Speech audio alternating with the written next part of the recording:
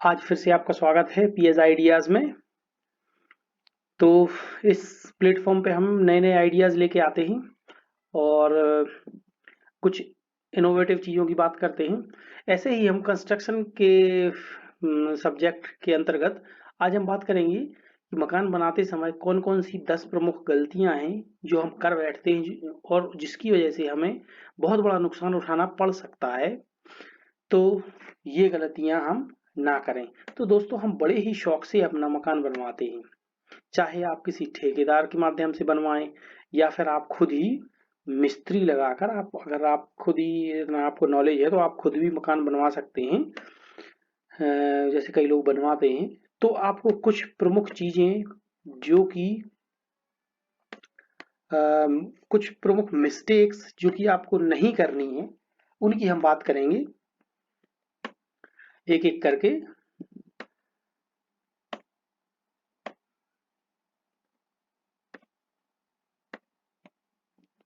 तो शुरू करते हैं हम। सबसे पहले आपने देखा होगा कि छत का एक हिस्सा बाहर निकला होता है, जैसे कि आप इस पिक्चर में देख सकते हैं।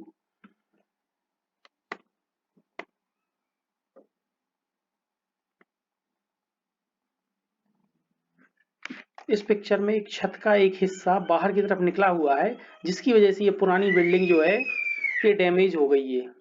ये ऊपर से इसका इसका जो छज्जा है वो नीचे गिर गिर गया है। आप देख सकते हैं, क्योंकि इसमें नीचे से कोई सपोर्ट नहीं था। तो आपको कभी भी अगर आधा फीट तक 6 इंच का अगर आपको छत का हिस्सा बाहर निकालना है तो आप डायरेक्टली उसको सरिये के सहारे आप निकाल सकते हैं कि जो छत में जो सरिया लगा होता है वो उसको होल्ड कर लेगा। अदरवाइज अगर आपको 6 इंच या 9 इंच से ज्यादा अगर आपको बाहर निकालना है तो उसके लिए आपको फ्लोटिंग बीम या हैंगिंग बीम देना बहुत जरूरी है। ओके, तो इसमें हॉरिजॉन्टल और वर्टिकल दोनों सपोर्ट आपको देना जरूरी है, जैसे कि आप ये सेकंड पिक्चर में देख रहे हैं। यहाँ पे आप देख सकते हैं ये टोड़ी दी हुई है। टोड़ी बोलते हैं हम इनको। ये फ्लोटिंग बीम का पार्ट है। ये लंबे वाले जो बीम है छोटे छोटे, ये इस बीम को, इस फ्लोटिंग बीम को आगे की जो बीम है, जो दीवार के ऊपर बीम है, उससे कनेक्ट कर रहे हैं। अभी आप देख सकते हैं कि एक तो फ्लोटिंग बीम बाहर की तरफ है और फिर खड़े खड़े जो बीम के हिस्से हैं ये इसके जस्ट परपेंडिकुलर ये इसमें दिए गए हैं, जिसकी वजह से इस जो उभरा हुआ जो निकला हुआ पार्ट है, इसकी जो स्ट्रेंथ है वो बहुत ज्यादा बढ़ जाती है। इसके ऊपर आप कई मंजिल भी खींच सकते हैं। चलिए नेक्स्ट पॉइंट हम देखते हैं क्या मिस्टेक होती है। वो ये है कि जब छत का लोहा बंधता है उस समय क्या है, जो हमारे पिलर्स होते हैं, कई बार क्या है जो बीम है वो एक सीध में नहीं आती है। अगर आपके नक्शे के मुताबिक पिलर नहीं करे हैं तो उस कंडीशन में क्या होगा कि कोई पिलर थोड़ा सा लेफ्ट या राइट होगा। तो हमें क्या करना है कि इसको बेंड नहीं करना है लोहे को। जैसा कि आप देख सकते हैं कि लोहे वाले ने इधर इसको बेंड कर दिया है इस पिलर को, और रॉडों को दूसरी तरफ बांध दिया है। तो ये एक बहुत बड़ी मिस्टेक है। अभी क्या है, इसके ऊपर जब आप छत डालेंगे और फिर ऊपर के फ्लोर्स बनाएंगे तो ऊपर के फ्लोर का जब वजन पड़ेगा तो ये पिलर जो है ये क्रैक मार जाएगा यहाँ से। ये ज्यादा वजन होल्ड नहीं कर पाएगा। तो ये एक बहुत बड़ी मिस्टेक है। अभी आप इधर आप राइट हैंड साइड में आप देखेंगे कि ये पिलर बिल्कुल सीधे बने हुए हैं, ये सारे पिलर। तो आपको इस तरीके से पिलर बिल्कुल सीधे लेके जाना है, कहीं भी इनको बेंड नहीं करना है। ये आपकी बिल्डिंग को अधिक मजबूती प्रदान करेगा। अगली गलती दोस्तों हम क्या करते हैं, कभी कभी हमें लगता है कि जो सीवर के पाइप हमारे ऊपर के फ्लोर में गए हुए हैं उनको नीचे के फ्लोर में जब उनको हम लेके जाते हैं तो हम क्या करते हैं, इनको कंसील करवा देते हैं। इनको दीवार के अंदर खचर करके या दीवार के अंदर स्पेस बना के और उसको हम उसमें बंद करवा के और ऊपर से हम प्लास्टर करने की कोशिश करते हैं। लेकिन दोस्तों, मैं आपको बता दूं ये एक बहुत बड़ी गलती है। ऐसा कभी नहीं करना चाहिए। इसकी जगह पे हमें एक शाफ्ट बनाना चाहिए। घर में हमें एक छोटा सा हिस्सा देना चाहिए पाइपों के ऊपर से नीचे आने जाने के लिए। जिसको कि हम शाफ्ट बोलते हैं। तो वहां से एयर का वेंटिलेशन भी होता है, प्लस आपके जो पाइप हैं उनके लिए भी स्पेस मिल जाता है। आप राइट हैंड पे देख सकते हैं कि किस तरीके से शाफ्ट में ये पाइप ट्रेवल करते रहते हैं और अलग अलग मंजिल के जो भी सीवर के पाइप हैं, ड्रेन पाइप्स हैं, वो सारे पाइप आके इसमें कनेक्ट होते रहते हैं। अब हम बताते हैं दोस्तों कि इसका फायदा क्या होता है, शाफ्ट के थ्रू ये पाइप जाने का फायदा।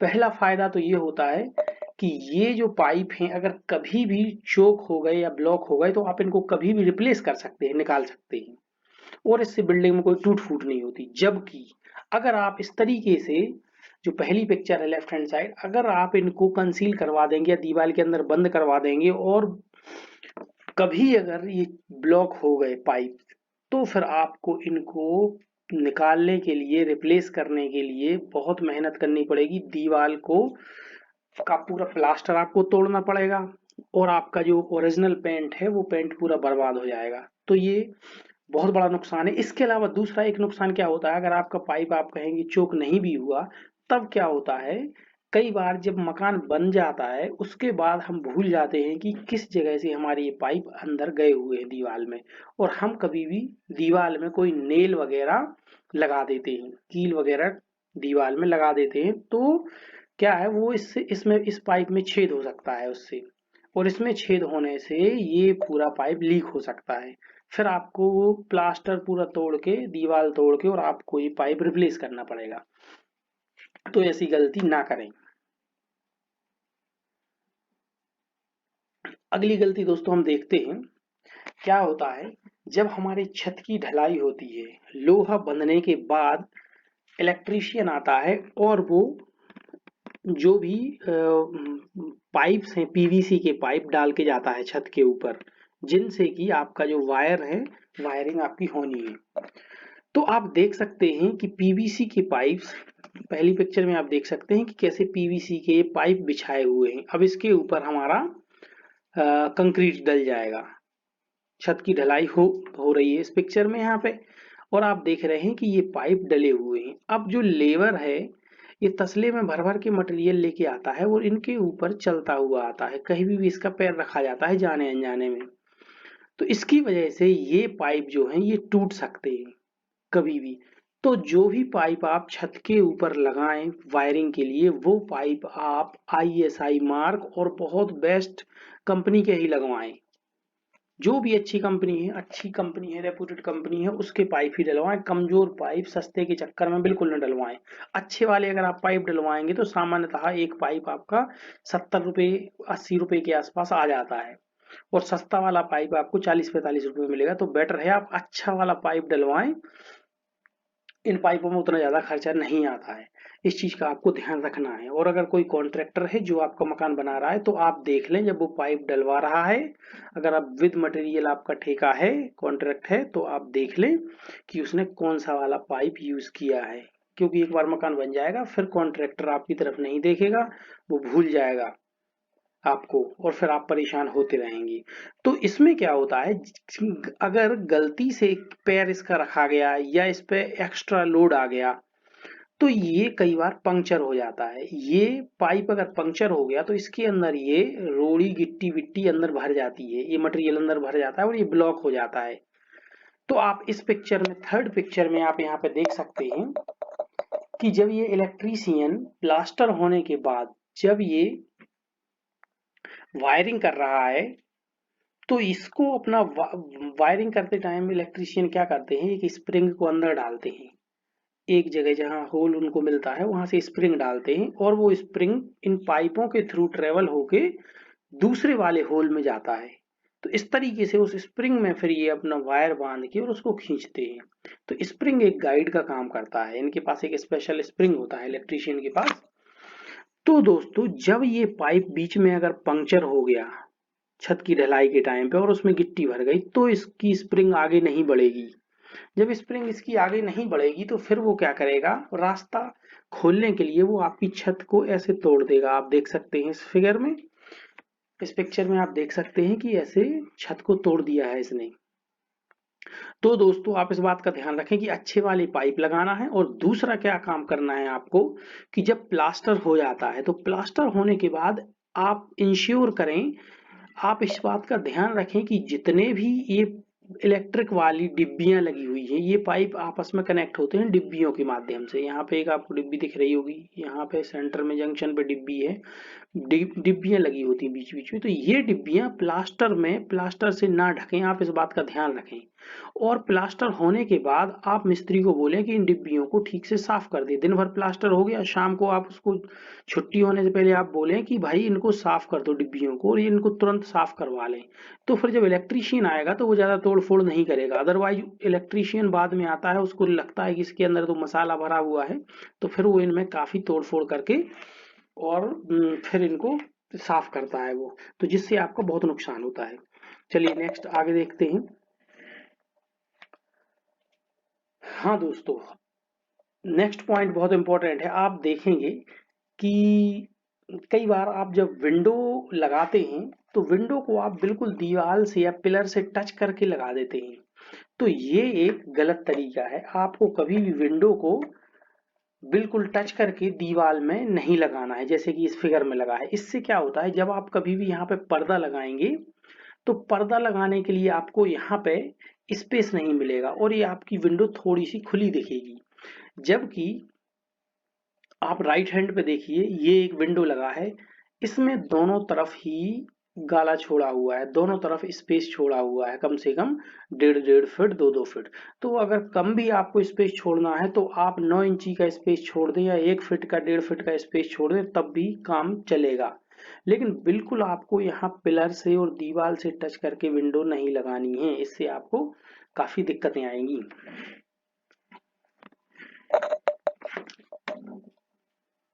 नेक्स्ट पॉइंट है दोस्तों, स्पेसर। स्पेसर को शायद सब लोग ठीक से परिचित नहीं है, सब लोग नहीं जानते स्पेसर क्या होता है। दोस्तों स्पेसर एक बहुत ही अच्छी चीज है, एक बहुत ही इम्पोर्टेंट आइटम है, जिसको कि हमें अपने छत की ढलाई के टाइम पे इसको हमें जो सरिये होते हैं सरिये के नीचे लगाना चाहिए। इसको लगाने से क्या होता है कि आपका जो जाल है, लोहे का जाल, वो जो नीचे शटरिंग लगा हुआ है, सेंटिंग लगा हुआ है, उस सेंटिंग से थोड़ा ऊपर उठ जाता है। अब ऊपर उठने से इसमें स्पेस क्रिएट हो जाता है नीचे शटरिंग में और आपके लोहे के जाल में। तो इसकी वजह से क्या होता है कि नीचे बड़े आराम से इस जाल के नीचे मसाला भर जाता है, मसाला। और जो आपका लोहा है, जो आयरन है, सरिये हैं, जाल है आपका, वो जाल आराम से बिल्कुल इस सीमेंट का जो आपका कंक्रीट का जो ब्लॉक है उसके बीचों बीच रहता है, जिससे इसकी लाइफ बहुत ज्यादा बढ़ जाती है। और इसके विपरीत दोस्तों, अगर आप इस स्पेसर का इस्तेमाल नहीं करते हैं तो क्या होता है कि आपका ये लोहा है, लोहे का जाल है, ये बिल्कुल इस शटरिंग के ऊपर रखा रहता है और इस लोहे और शटरिंग के बीच में मसाला नहीं भर पाता है। तो जैसे ही आपकी छत की ढलाई कंप्लीट हो जाएगी, शटरिंग निकलेगी, तो आप देखेंगे कि आपका जाल कहीं कहीं नीचे दिखता रहता है। आप ऊपर छत की तरफ देखेंगे तो जाल दिख रहा है। आप उसके ऊपर भले ही फिर प्लास्टर कर दें, लेकिन ये स्ट्रक्चर कमजोर हो जाता है और नीचे से सरिये में जंग लगना शुरू हो जाता है और आपकी छत की लाइफ बहुत कम हो जाती है। इसलिए आप स्पेसर का इस्तेमाल जरूर करें। ये स्पेसर प्लास्टिक में और कंक्रीट दोनों के आपको स्पेसर मिल जाएंगी। जैसे कि इस छत में जो फोटो हमने बनाया, इसमें प्लास्टिक के स्पेसर लगे हुए हैं और यहाँ पे फिगर में आप देख सकते हैं कि ये जो है ये सीमेंट के स्पेसर, अलग अलग टाइप के स्पेसर ये दिखाए गए हैं। तो इस तरीके से स्पेसर लगाना बहुत ज्यादा जरूरी है। और दूसरी एक इम्पोर्टेंट बात मैं आपको बताऊंगा, ये यहाँ पे देखिए आप, ये है फैन शीट, ये जो सॉरी ये है फैन बॉक्स। ये आपका जो फैन बॉक्स है, इस फैन बॉक्स के अंदर एक कुंदा लगा होता है लोहे का, जिसमें कि हम अपने फैन को लटकाते हैं। ये रूम के बिल्कुल बीचों बीच होता है। अब अगर आप इसके ऊपर से मसाला डालेंगे छत की ढलाई के टाइम पे, तो मसाला बगल से नीचे भर जाता है और कई बार जब आपकी शेंटिंग निकलेगी और आप देखेंगे कि नीचे से पूरी तरीके से ये फैन बॉक्स बंद है। तो फिर आपको कई जगह छेद कर करके छत में नीचे से और उसको निकालना पड़ेगा, चेक करना पड़ेगा कि कहाँ है। तो इसके लिए एक सबसे अच्छा तरीका क्या होता है कि जैसे आपकी छत की ढलाई होने वाली है, आप क्या करें, इस फैन बॉक्स के नीचे एक पुट्ठा लगा दें या पेपर डाल दें आप इसके नीचे, और थोड़ी सी सूखी रेत डाल दें, जिससे कि उस जगह में दूसरा मसाला नहीं भर पाएगा। और जैसे ही शटरिंग निकलेगी, शटरिंग निकलने के बाद ये आपका बड़े आराम से ये आपको बिल्कुल इतना एरिया साफ मिल जाएगा, जो जहाँ पे आपका फैन बॉक्स है, फैन लगने वाला है, जहाँ उसका कुंदा है। तो ये आपके लिए काफी हेल्पफुल रहेगा।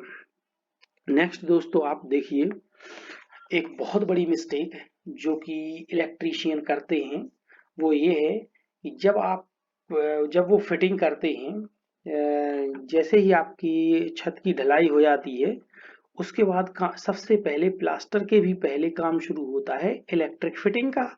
उसके बाद फिर वाटर फिटिंग का काम शुरू होता है, वाटर पाइपलाइन फिटिंग का।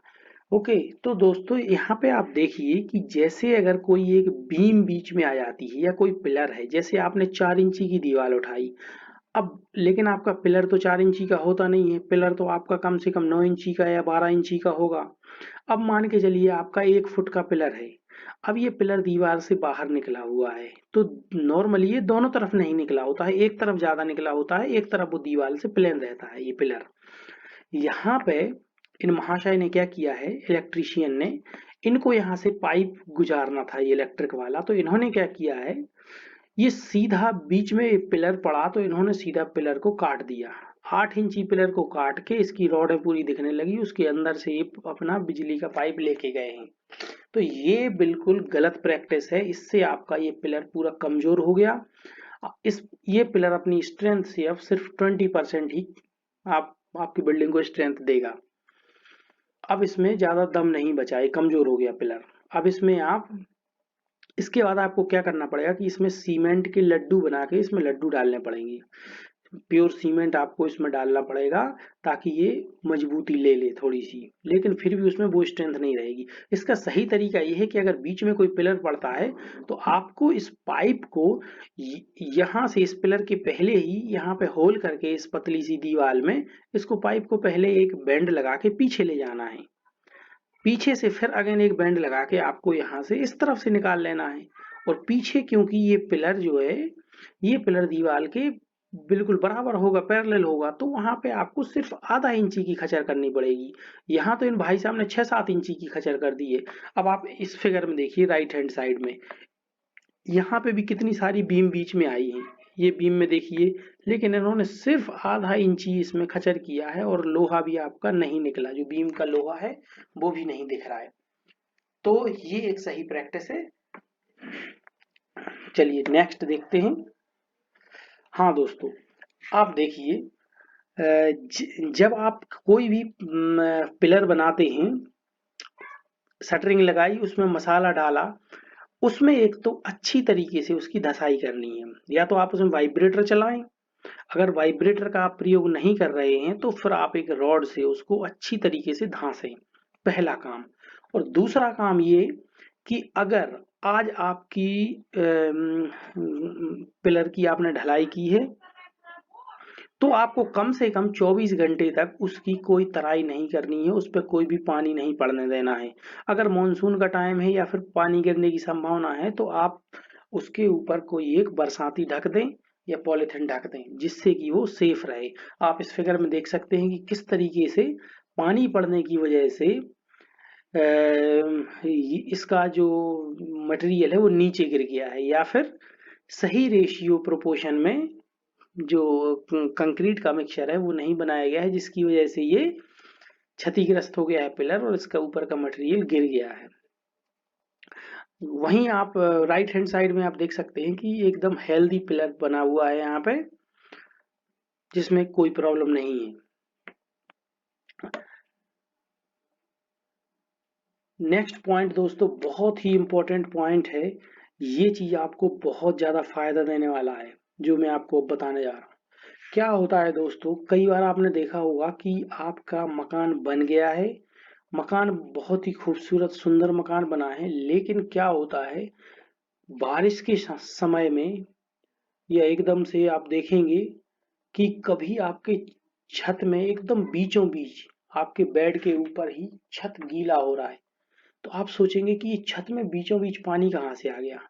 तो दोस्तों मैं आपको बताने जा रहा हूँ, ये एक बहुत ही इम्पोर्टेंट चीज़ है। क्या होता है कि जब हमारी फिटिंग होती है इलेक्ट्रिक की फिटिंग, उसके साथ ही केबल टीवी की फिटिंग भी होती है। सामान्य तौर पे जो केबल टीवी का जो वायर है वो एक अलग पाइप के थ्रू जाता है, क्योंकि उसका जो सिग्नल है वो लॉस ना हो। अगर उसको इलेक्ट्रिक पाइप के साथ में अगर उस केबल को भेज देंगे तो उससे क्या समस्या होती है कि उसका सिग्नल अटेन्यूएशन होता है, उसका सिग्नल जो है वो खराब हो जाता है, आपको टीवी साफ दिखाई नहीं देगा। तो उसके लिए अलग पाइप डलता है।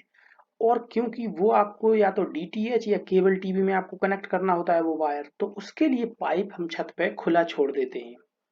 तो अब क्या होता है दोस्तों, उस पाइप में एक बैंड लगाना होता है। तो बैंड लगाने से क्या होता है कि जब बारिश होती है तो पानी उसके अंदर नहीं भरता है। लेकिन कभी कभी क्या होता है कि छत पे चढ़ के लोग खेलते रहते हैं, घूमते रहते हैं, बच्चे खेलते रहते हैं, तो वो पाइप निकाल देते हैं, या फिर आपकी लापरवाही की वजह से या ध्यान ना देने की वजह से अगर आपने उसमें केबल टीवी का वायर उसमें नहीं डाल रखा है। सामान्यतः लोग क्या करते हैं, ये जितने पाइप वाइप डले होते हैं इनका सबका इस्तेमाल नहीं करते, और जैसे केबल टीवी का कनेक्शन लेना है तो सीधा खिड़की से डाला और अंदर सीधा टीवी में लगा दिया। तो उससे क्या होता है, ये पाइप अनयूज्ड रह जाते हैं और किसी को पता भी नहीं होता कि किस चीज का पाइप है। एक बार बिल्डिंग बन गई उसके बाद कोई ध्यान नहीं देता। तो ऐसे ये पाइप निकले होते हैं, तो इनमें से बारिश का पानी जब भरता है इनके अंदर तो वो पाइप पानी कहाँ जाएगा। तो ये कनेक्टेड होते हैं बिल्कुल यहाँ पे बीच में आपकी छत में जो डिब्बियां होती हैं उनमें। तो यहाँ से पानी गया और वो जितनी डिब्बियों में कनेक्टेड होगा तो अलग अलग दीवारों पे, बीमों के ऊपर और छत में वहां पे ये पानी अंदर भर जाएगा। तो इस तरीके से आपको पता भी नहीं चलेगा कि आपकी बीचों बीच आपकी छत सीपेज हो जाती है, भले ही कितने ही मल्टी स्टोरी बिल्डिंग हो, उसमें अलग अलग जगह ये पूरा पानी जाने लगता है। तो दोस्तों इस बात का आपको विशेष ध्यान रखना है कि ऊपर जो भी पाइप खाली निकले हैं उनमें बैंड जरूर लगा हो। और दोस्तों लास्ट पॉइंट जो है वो ये है कि जो भी आपका सीवर का पाइप या नाली का जो भी वॉशरूम का आपका पाइप बाहर आता है नाली में, वो पाइप सामान्यतः लोग उसको खुला छोड़ देते हैं और पानी टपकता रहता है नाली में। तो उसकी वजह से क्या होता है, कई बार नाली में चूहे आ जाते हैं और वो चूहे उस आपके उस पाइप के थ्रू घुस के आपके टॉयलेट की सीट का जो मुर्गा होता है उसके थ्रू निकल के और आपके टॉयलेट के अंदर वो आपको कभी बैठा हुआ भी दिखेगा, वहां निकल जाता है, अंदर भी घुस सकता है। इसी तरीके से कई बार स्नेक्स भी घुस जाते हैं, पॉइजनस स्नेक्स, जो कि बहुत ही बड़ा डेंजर है। तो दोस्तों इसके लिए एक आपको छोटा सा काम करना है कि जो भी पाइप आपका बाहर निकलेगा नाली में उसमें आप एक बैंड लगाइए। देख सकते हैं आप यहाँ पे एक बैंड लगा हुआ है, ये इस तरीके से बैंड आता है। ये बैंड आप एक लगाइए इसमें अच्छी क्वालिटी का। उस बैंड को लगाने के बाद उसमें आगे एक आप इस तरीके की एक जाली आप लगा दें इसमें।